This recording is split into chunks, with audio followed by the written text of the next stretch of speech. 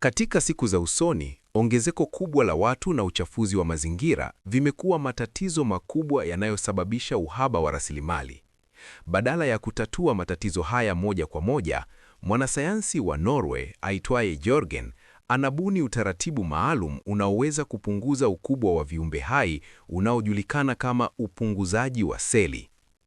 Kwanza, anaufanyia majaribio kwa panya. Panya huyo anadungwa dawa maalum kisha kuwekwa kwenye mashine inayofanana na tanuri. Baada ya saa 2, panya anakuwa mdogo sana. Miaka 5 baadaye, nchini Uturuki, profesa mmoja anaonyesha sanduku wakati wa kongamano.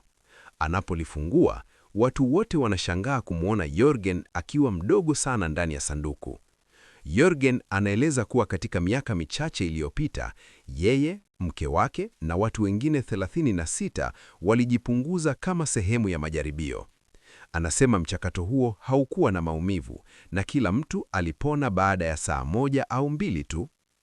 Timu ya wanasayansi ilijenga kijiji kidogo ambacho kiliwekwa ndani ya kifaa kinachopitisha gesi, lakini kinawalinda watu waliopunguzwa dhidi ya hali ya hewa na wanyama.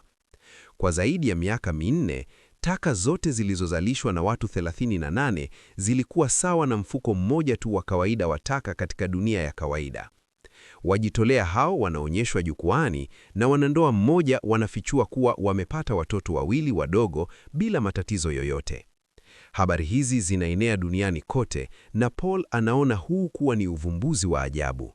Hata hivyo, mama yake hakubaliani naye. Anauliza kwa nini wanasayansi hawawezi kutibu maumivu ya mgongo wake badala ya kujaribu kufika Mars. Miaka 10 baadaye, mchakato wa kupunguza ukubwa unakuwa wa kawaida sana, na maelfu ya watu wanafurahia maisha yao mapya wakiwa wadogo. Hata hivyo, hili linaathiri uchumi. Serikali inapoteza pesa nyingi, matumizi ya watumiaji yanapungua, na sekta kama ujenzi na magari zinaingia kwenye mgogoro. Watu wadogo wanahitaji nafasi ndogo sana. Akiba yao inatosha kununua nyumba ndogo, hawachukui mikopo na hawatumii pesa nyingi. Kisiasa pia kuna athari kubwa.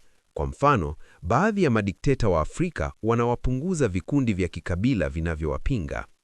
Wakati huo, Paul anafanya kazi kama mtaalamu wa tiba kazini, occupational therapist. Ameoa mwanamke anayeitwa Audrey ambaye hufurahia masaji zake nyumbani. Wanandoa hao wamekuwa wakijaribu kununua nyumba kwa muda mrefu, lakini mishahara yao haitoshi.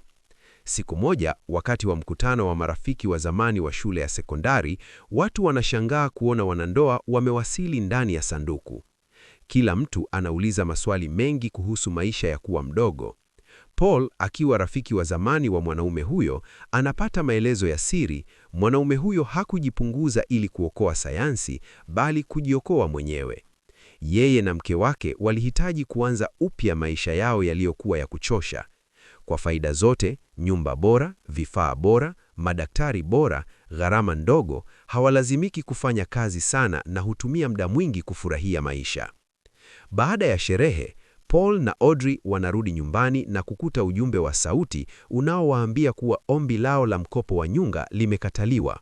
Wakiwa wamekata tamaa, siku inayofuata wanahudhuria tukio linalotangaza maisha ya watu waliopunguzwa.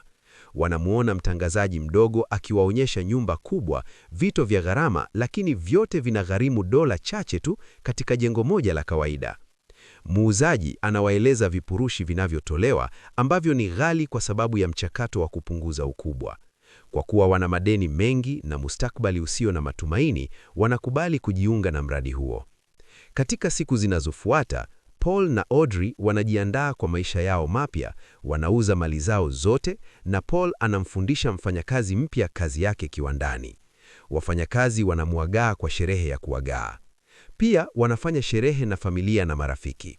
Baba yake Audrey anahudhuria, lakini mama yake hakubaliani uamuzi wao. Mhudumu wa baa anasikia mazungumzo yao na kuanza kulalamika, akisema watu waliopunguzwa hawapaswi kupiga kura, wanalipa kodi kidogo au hawalipi kabisa, na wanapotezea jamii ajira na pesa. Siku inayofuata, wanandoa wanaacha pete zao za ndoa na kusafiri kwenda kwenye kituo maalum. Wakiwa njiani, wanaona watu wengi waliopunguzwa wakiwa ndani ya basi. Kituoni, wanasaini fomu za ridhaa na kupelekwa kwenye vyumba tofauti. Miili yao yote inanyolwa, wanapewa dawa za usingizi, meno yenye chuma yanaondolewa, kisha wanaingizwa kwenye mashine moja na kudungwa kemikali maalum. Ndani ya dakika chache, wote wanakuwa wadogo. Wauguzi wanawabeba kwa spatula na kuwaweka kwenye machela ndogo, kisha wanapelekwa kwenye sehemu ya watu wadogo ambapo madaktari wadogo wanawapa meno mapya. Paul anapoamka, anapewa biskuti ya kawaida inayoonekana kubwa sana. Anaulizia mke wake na anaambiwa hakufika bado. Baadaye anapigiwa simu na Audrey ambaye anasema hakupitia mchakato huo. Aliogopa baada ya kunyoa kichwa na kugundua anawaacha wapendwa wake wote.